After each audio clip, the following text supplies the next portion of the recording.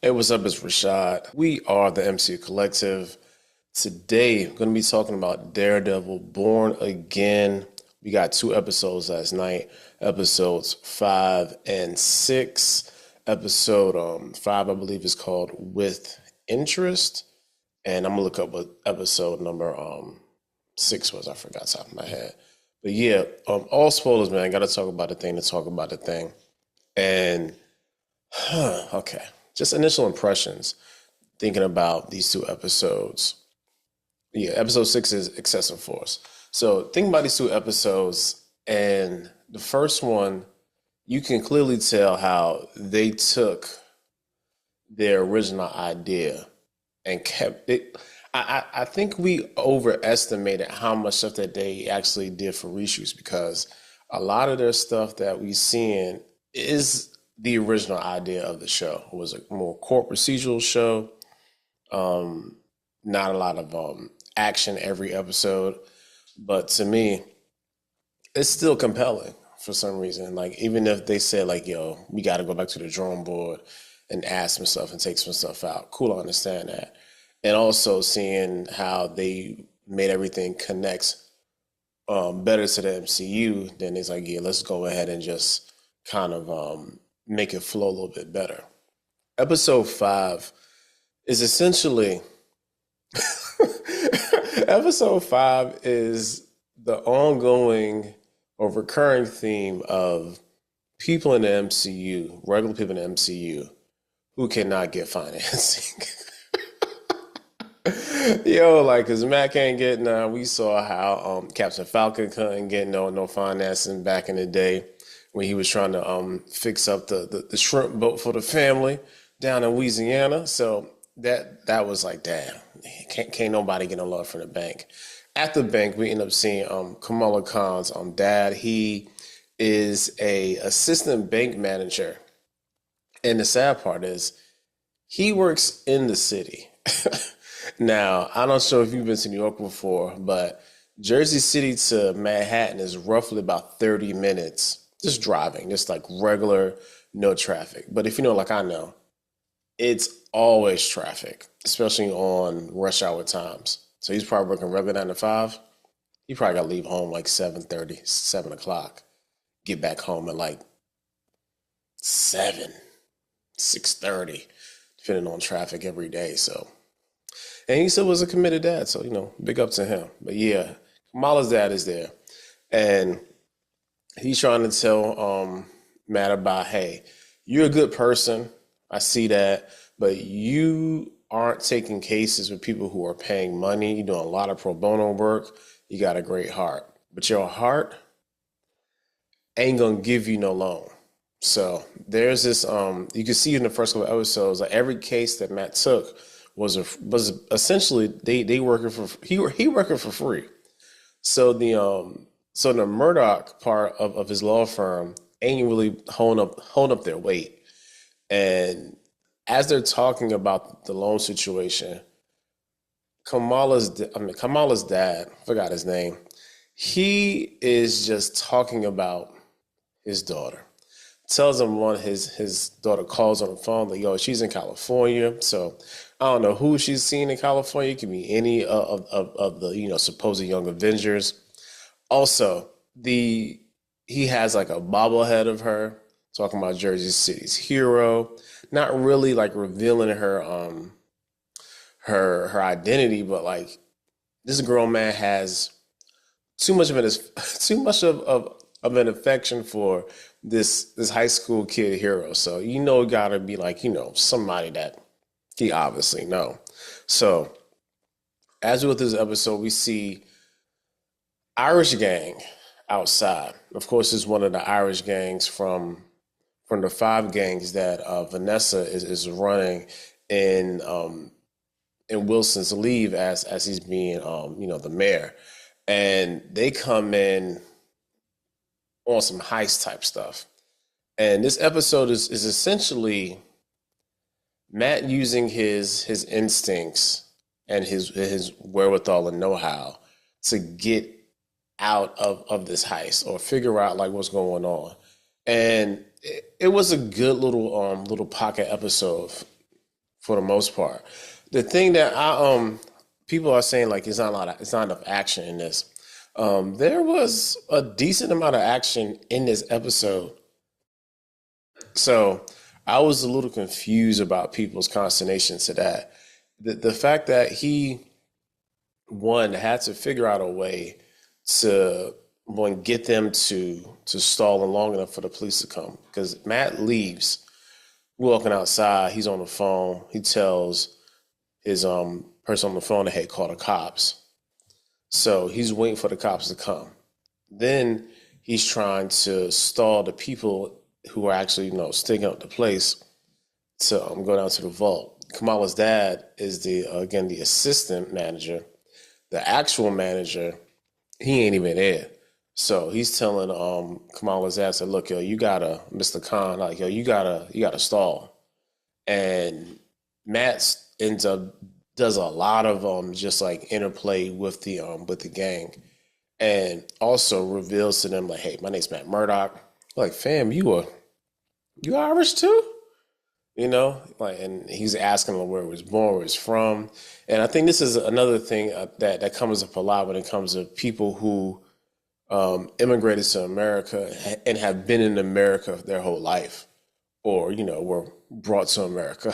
So either way, like, people ask you like, oh, where you from? And he's like, I'm from Hell's Kitchen. Like, and he's like, oh, you never been, like, you not from home? You never been home? He's like, no, I've been home. Like, my people is here. We've been here for generations.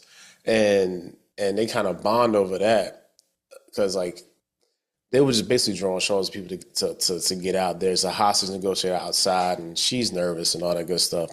And Matt basically gives himself as tribute for this guy and this her like husband and wife, I guess.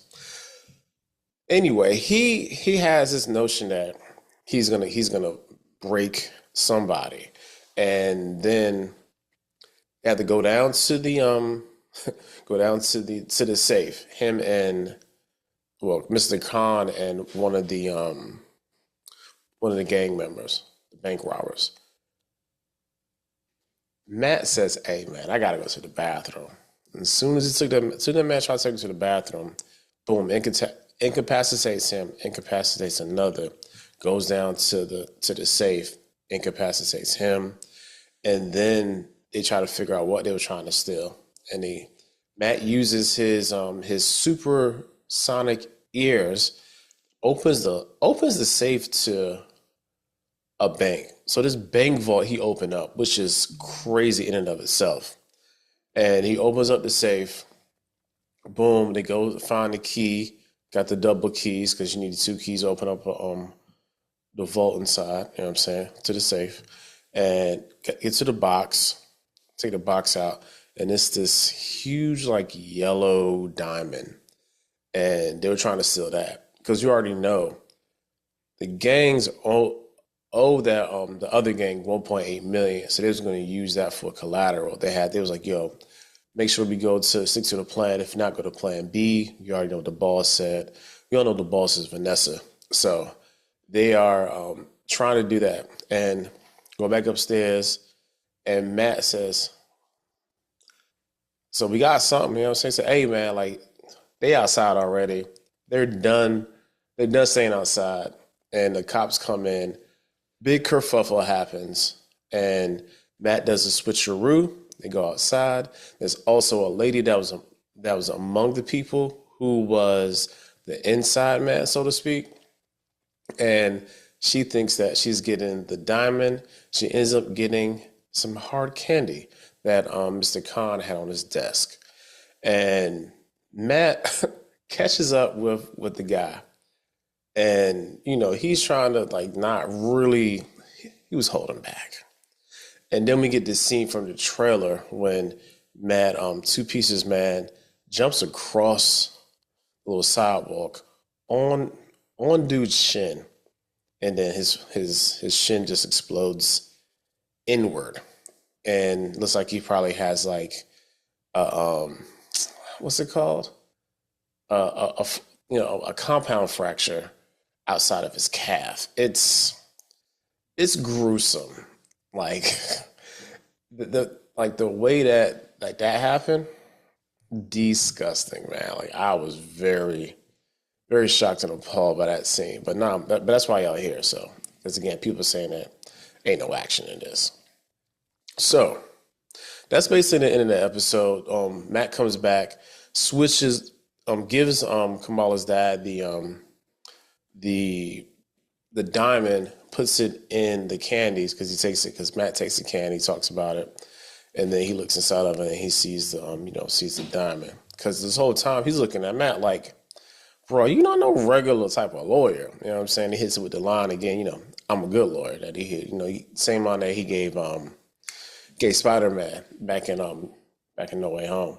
So switching over to episode 6. Now, episode 6 is essentially the series that everybody really wanted to see because you have Vanessa and Kingpin. They're starting to get along a little bit better.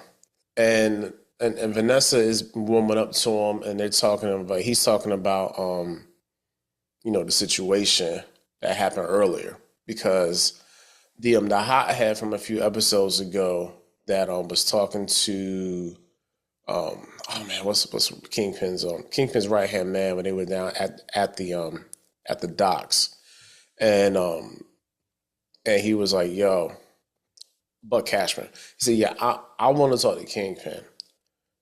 And he actually went up there and his oh my God, what's the lady's name? What is her name, yo?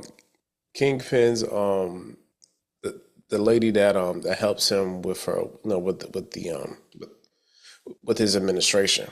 And she's like, Sheila, my bad. Sheila's like, hey, you gotta visit her. So he coming in acting all big and bad, like, look, I don't want my money. They playing games. And I need you to do something. And he's like, the audacity of you to come in here into the mayoral office talking this nonsense. And he gets real close to him and said, as a matter of fact, I need 2.8. I'm going to give 1.8 for the people you owe and 1 for me for acting stupid. And dude was like, hey, you not even out in these streets no more. Like, why are you even talking to me like this? I ain't paying nobody back. I ain't paying nobody back nothing. So and then he walks out. And as he's talking with Vanessa, and he tells him the situation, and she's like, 2.8, huh? Okay. I see you trying to hold things down. Like Vanessa, I think Vanessa sees that he's about to be the Kingpin again. He just has to wait. And she's really like feeling him. He's trying to put it, because, oh yeah, they got to go to some black tie event. And at this black tie event, the thing is, the Kingpin's starting to realize that even though he's running the city, he ain't really running the city because he ain't got no money to run the city. So he's hobnobbing with all the, with the elite of the city, and they're looking at him like, this dude is trash. And he feels that like still, even though he did all this stuff, it feels like he's not enough, or he can't do enough, or he's beholden to everybody that's in that room, and that's infuriating him. And the more he talks to people, the more he's trying to like keep up this facade of the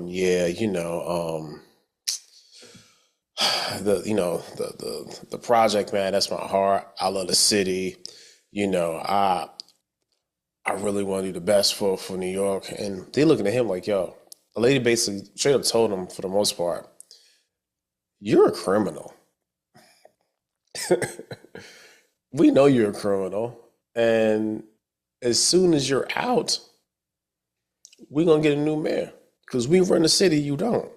So all the stuff you're doing, like the cost for you to have this whole little port thing, that's what you want to do, because that's where you got your money from. You know what I'm saying? Like having drugs coming in and out the city over there. Nah, we not down with that. And he's getting more and more and more upset. And by the time that ends, this scene, if I believe, is being intercut with Daredevil. And Daredevil is at home with his girl, and she's looking at him like, yo, I'm swamped at work. I'm about to have my publisher. I gotta write a new book. And he was like, oh, what's the book gonna be about? She was like, vigilantes and vigilantism. And he's like, oh yeah. Oh, you want to talk about vigilantes, huh? So, and he's really like, and she's asking all these questions about what makes them tick. Are they is it the real person them or the person that takes on the mask? So everything she's saying is essentially mirroring what Matt is dealing with. Should I be Daredevil again? Should I try to have the law deal with these things and handle it, or should I take matters into my own hands? And that has been his fight ever since Foggy died. Because at the beginning of the episode, he's praying, has Foggy's like little small like obituary picture that has the braille on it, and he's trying to come to grips with everything. And even his girl was like, "Oh, you praying now?" He was like, "Yeah, every now and then, I try to go away from it, but I still come back to it." So the faith that he has, even though he's, ironically, here's the thing: even though he's not Daredevil, he's actually like farther away from his faith than when he was Daredevil. So that's a very interesting dichotomy that he deals with. Like, even though I'm out in these streets banging people's heads in, I'm still going to confession. And even though the father is not there anymore because, he got by bullseye, but he's still, close he gets to be Daredevil, the more religious he gets, which is funny to me. So Daredevil goes back into work, and he's talking to his partner, and all of a sudden, Hector Ayala's niece pops up, and she is pissed. She's like, "Look, I thought you was gonna do something," and he was like, "No, we just gonna let the courts do this." You know what I'm saying? And she is not really. She's not listening at all. She is really trying her best to give him the idea that something needs to be done. I don't know who's going to be doing something, but somebody needs to get this squared away ASAP.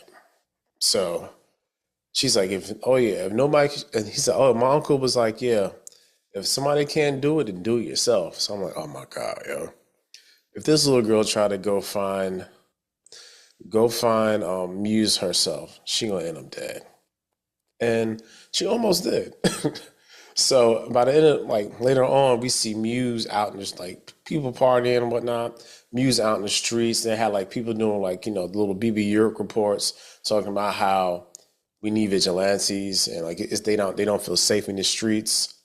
People are missing, and that's what Hector Ayala's niece was contending, that down there by basically close to where she lives at the old train station that's no longer in use, that mad people missing. And then Kingpin, I'm sorry, Wilson is like, look, yo, I need y'all to spray down all these murals all over the city. And and the guy from the city is like, look, man, we try to spray that thing down. And he gives this really funny, like, elaborate, all these details.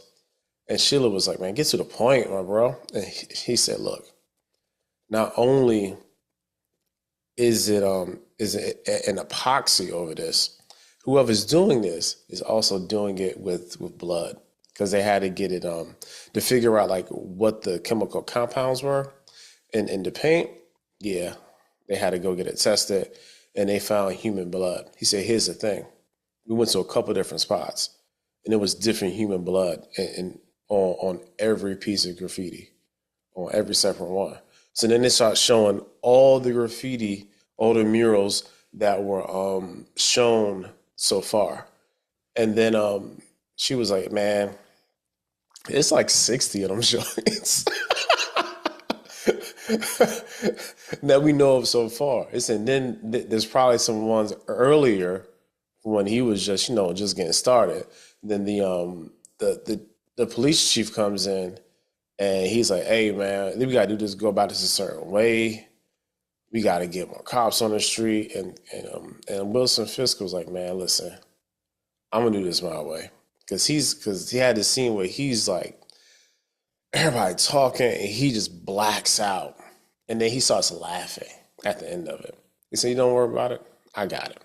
So I'm going to pick it right there. So towards the end of the episode, we see Kingpin walk into this random warehouse, and he, for all intents and purposes, got everybody who had the Punisher branding on them is the anti-vigilante task force. So all of them are going to be hunting down all vigilantes, and they have wide sweeping jurisdiction. Nobody can, excessive force, again, the name of the episode, and they can pretty much do anything. They're like the ultimate like small little like Gestapo for the NYPD in this show. Even more so than before, because before they was doing it as a gang. Now they're doing it as a task force inside of it. So they don't have to hide. They just out here just bashing skulls and breaking necks without any compunction. So that's crazy. All right. As we thought, what's my man name? Charlie? Yeah, Charlie talks to Matt and says, look, yo, got some stuff going on, need to tell you. And he tells Matt about the serial killer. He says, look, I need you to sit this one out. Because more than likely he already knows about the task force, and he knows Matt is going to want to help. So there's a sensitivity when it comes to that with him and Matt. And Matt's still looking like, man, I don't know. Gets a phone call from Hector Ayala's wife. He's like, look, sister. He said, look, man, I can't find my daughter. I don't know what she is. Can you help me? She's supposed to be coming in and talk to you. He was like, oh yeah, she been left. She ain't here no more. I don't want no kids around here. So he ends up going back to the house. So look, I'm gonna help. Goes upstairs, goes to the top of the roof where he hides all his stuff, and was like, F it. Puts on the Daredevil outfit and starts to try to find her.